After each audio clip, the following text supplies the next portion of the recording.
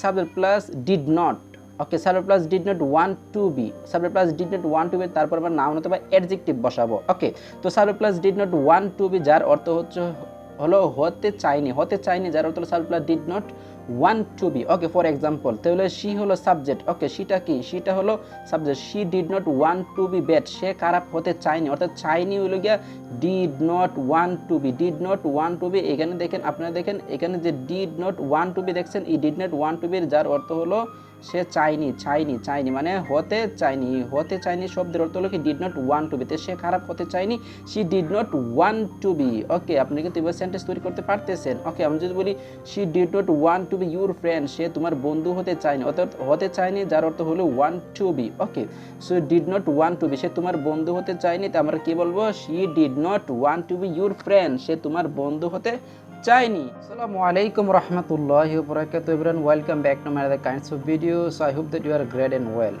আবার আপনাদেরকে সুস্বাগতম, আশা করি আপনারা সবাই ভালো আছেন। তো প্রতিদিনের নিয়ে আবার আপনাদের সম্মুখে আমি উপস্থিত হয়েছি একটা স্পিকিং ইংলিশের ক্লাস, একটা নতুন একটি ক্লাস নিয়ে। আশা করি আপনারা সবাই ভালো আছেন। তো প্রতিদিনের নিয়ে আজকের ক্লাসটা খুব গুরুত্বপূর্ণ, আমাদের ইংরেজিতে কথা বলার ক্ষেত্রে অনেক ভূমিকা রাখবে।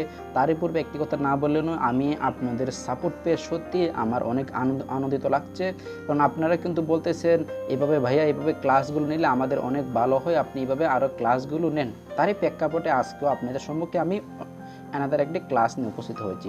তো আপনারা প্রথমেই দেখতে পারতেছেন আমি নিলাম সাবজেক্ট প্লাস বি ভার্ব। আমরা জানি বি ভার্ব হলো am is are, okay, was were, be been being. Okay, তারপর আমরা বি ভার্ব নেব, বি ভার্ব পরে হলো আননোন, তারপর আমরা যে ভার্ব সাথে আইএনজি দিয়ে দিব, কিন্তু এটার অর্থ হলো be verb subject plus be verb unknown verb plus ING, যার অর্থ হলো কোনো কিছু জানে না বোঝাতে, অর্থাৎ আমি এই জিনিসটা সম্পর্কে কিছু জানি না, এই জানে না বোঝাতে আমরা বসাইবো subject plus be verb unknown ভার্বের সাথে আইএনজি। তো চলুন আমরা উদাহরণ সহকারে কয়েকটা এক্সাম্পল দেখি। যেমন আপনারা এখানে দেখতে পারতেছেন I am unknown in using mobile, অর্থাৎ আমি মোবাইল ব্যবহার করতে জানি না।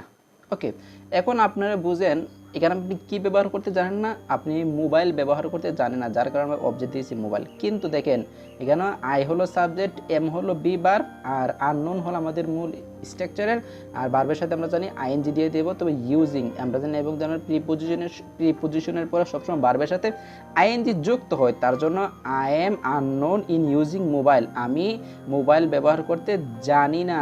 অর্থাৎ আমরা জানি কিছু জানি না বা অজানা বোঝাতে আমরা জানি কি ব্যবহার করতে হয়, আননোন ব্যবহার করতে হয়। ওকে, এখন দেখুন আমি বললাম দে আর আননোন ইন লার্নিং ইংলিশ, তারা ইংরেজিতে শিখতে পারে না, তারা ইংরেজি শিখতে জানে না, আমরা জানি আননোন মানে হলো গিয়া জানে না, এই জানে না মানে হলো আননোন। ওকে, জানে না মানে কি, আননোন বা অজানা। ওকে, তাহলে দে আর আননোন ইন লার্নিং ইংলিশ, তারা ইংরেজি শিখতে জানে না। ওকে, যদি বলি তারা ইংরেজি শিখতে জানে না, যদি তারা কি ইংরেজি শিখতে জানে না, আমরা যেখানে জাস্ট খালি আরটাকে যদি সামনে নিয়ে আসি, আর they unknown in learning English, তারা কি ইংরেজি শিখতে জানে না, এবং আমরা আর এর পূর্বে যদি আমরা একটি ডাব্লিউএইচ কোয়েশ্চন দিয়ে why are they unknown in learning English, তারা কেন ইংরেজি শিখতে জানে না, আপনি কিন্তু এভাবে ইংলিশ সেন্টেন্স অহরহ এবং অনেক সেন্টেন্স তৈরি করতে পারবেন। জাস্ট খালি আমি আপনাদেরকে টেকনিকগুলো দেখাচ্ছি কীভাবে আপনারা ইংরেজি সেন্টেন্স তৈরি করবেন। এবং আপনারা দেখুন সে গাড়ি চালাতে জানে না, তো she is unknown in driving, আমরা জানি শির সাথে বি ভার্ব ইজ হলে, ঠিক আছে, যদি বলতে পারেন she was unknown in driving, সে গাড়ি চালাতে, এটা ফার্স্ট টেন্স হয়ে যাবে, তাহলে কি হবে, she was unknown in driving, আমরা কি এটা হচ্ছে সে গাড়ি চালাতে জানে না, এটা বর্তমান যদি অতীত করি তাহলে এটা কিন্তু ওয়াজ দিয়ে দিব, she was unknown in driving, সে গাড়ি চালাতে, আর সে গাড়ি চালাতে ছিল কিন্তু সে জানে না। ওকে, এখন আমরা আসি, আপনারা বুঝতে পারছেন সেটা হলো সাবজেক্ট প্লাস, আমরা যখন সাবজেক্ট প্লাস বি ভার্ব এবং আননোন আইএনজি দিব, যার অর্থ হলো কিছু জানে না অর্থে আমরা ব্যবহার করব। এখন আসি আরেকটা নিয়ে, এখন আপনি দেখবেন এখানে আছে subject plus did not.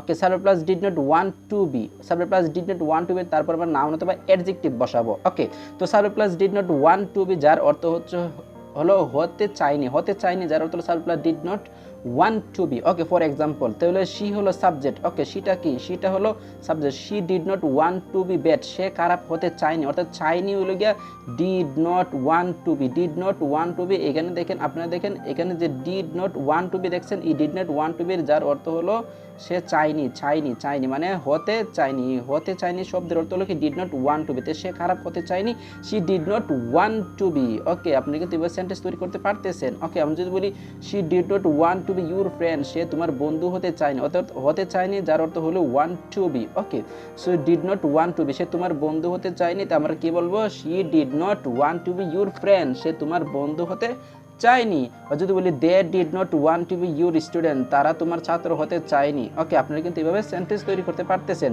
they did not want to be your student, তারা তোমার ছাত্র হতে চায়নি।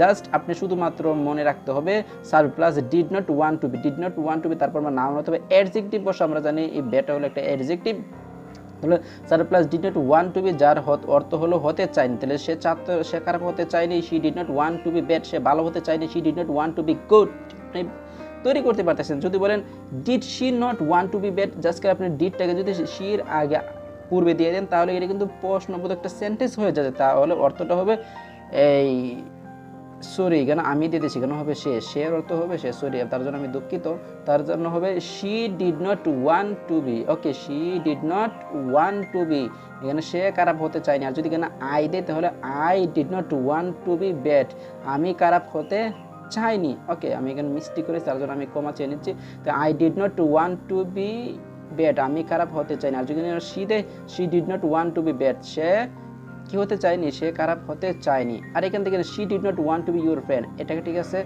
সে তোমার বন্ধু হতে চায়নি, ইউর ফ্রেন্ড মানে কি, ইউর ফ্রেন্ড মানে তোমার বন্ধু, তো যদি দিই আমরা did she want to be your friend, সে কি তোমার বন্ধু হতে চায়নি, বা ডিডের পূর্বে আমরা হোয়াই দিই, why did not she your, why did she want to be your friend, সে কেন তোমার বন্ধু হতে চায়নি। আশা করি এভাবে আপনারা সেন্টেন্স তৈরি করতে পারতেছেন, যার জাস্ট আপনারা শুধুমাত্র স্ট্রাকচারটা মুখস্থ করে নেবেন। Sub plus want to be যার অর্থ হলো হতে চায়নি, sub plus want to be sub plus did not want to be যার অর্থ হলো হতে চায়নি, ওকে। এবং আরেকটা আমরা স্ট্রাকচার দেখেছি কি সাব প্লাস বিবার আননোন বারবার সাথে আমরা আইনজি দিয়েছি যার অর্থ হলো কোনো কিছু জানে না অর্থে আমরা ব্যবহার করব। তো আশা করি এইভাবে যদি আপনারা প্র্যাকটিস করেন তাহলে আপনার ইংরেজিতে আরও ফ্লুয়েন্টলি ইনশাল্লাহ আশা করি কথা বলতে পারবেন। তো আপনার ইংরেজিতে যদি কথা বলতে চান তো আপনার প্রথম লক্ষ্য হলো আপনাকে অবশ্যই প্রচুর পরিমাণে আপনাকে চর্চা করতে হবে। Without practice but you cannot speak English. তো আশা করি আপনাদের ক্লাসটা অনেক ভালো লেগেছে। তার পূর্বে একটা কথা না বললেন, আপনি যদি এখনও যদি আমার চ্যানেলে সাবস্ক্রাইব না করতে বা পেজে ফলো না করেন, অবশ্যই আশা করি পেজটা ফলো করবেন অথবা চ্যানেলটা সাবস্ক্রাইব করে আমাদের সবসময় আমাদের সাথে থাকবেন। আজ এই পর্যন্তই, অন্যদিন দেখা হবে অন্য কোনো ক্লাস নিয়ে। ভালো থাকেন, সুস্থ থাকেন। আসসালামু আলাইকুম রহমতুল্লাহি ওয়া বারাকাতুহু।